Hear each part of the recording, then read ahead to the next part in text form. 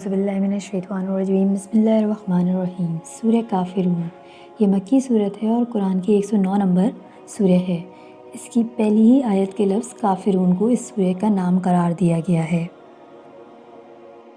روایتوں میں مختلف موقعوں پر قریش کے سردار رسول اللہ صلی اللہ علیہ وسلم کی خدمت میں حاضر ہوتے تھے اور ان کو بے پناہ یا بے بہا دولت کی پیشکش کرتے تھے اور یہ بھی کہتے تھے کہ آپ جس عورت سے چاہیں شادی کر لیں مگر ہمارے معبودوں کی برائی کرنے سے باز رہیں۔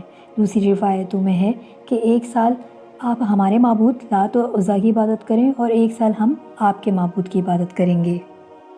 اگرچہ حکم بظاہر نبی کریم صلی اللہ علیہ وسلم کو دیا جا رہا ہے مگر اس کا اطلاق ہر مومن کی طرف سے کافروں کے لیے بھی یہی ہے کہ جو شخص کفر سے توبہ کر کے ایمان لائے اس کے لیے یہ بھی لازم ہے کہ دین کفر کے معبودوں کا بھی انکاری ہو اور برات کا اظہار کرے۔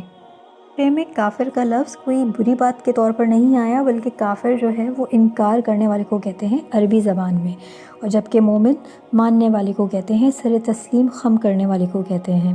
اس لیے اے کافروں کہہ کر مخاطب کیا گیا ہے جس میں چاہے یہودی ہوں، مجوسی ہوں، نصارہ ہوں، صابی ہوں یا کفار مکہ ہوں، سب کے سب اہل زمین جو ہیں وہ اس کے مخاطب ہیں۔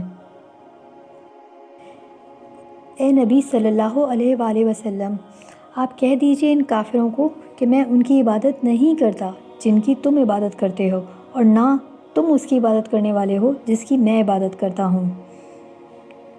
تمہارے لیے تمہارا دین ہے اور میرے لیے میرا دین ہے۔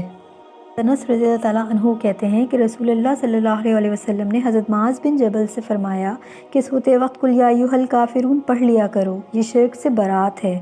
بہقی کی روایت ہے یہ۔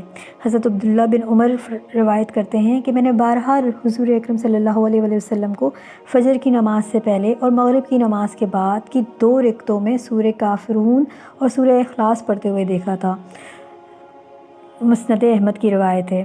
حضرت خباب کہتے ہیں کہ رسول اللہ صلی اللہ علیہ وسلم نے مجھ سے فرمایا کہ جب تم سونے کے لیے اپنے بستر پہ لیٹو تو سورہ کافرون پڑھ لیا کرو، اور رسول اللہ صلی اللہ علیہ وسلم کا خود بھی یہی طریقہ تھا۔ طبرانی کی روایت ہے۔ آخر دعوانا ان الحمد للہ رب العالمین۔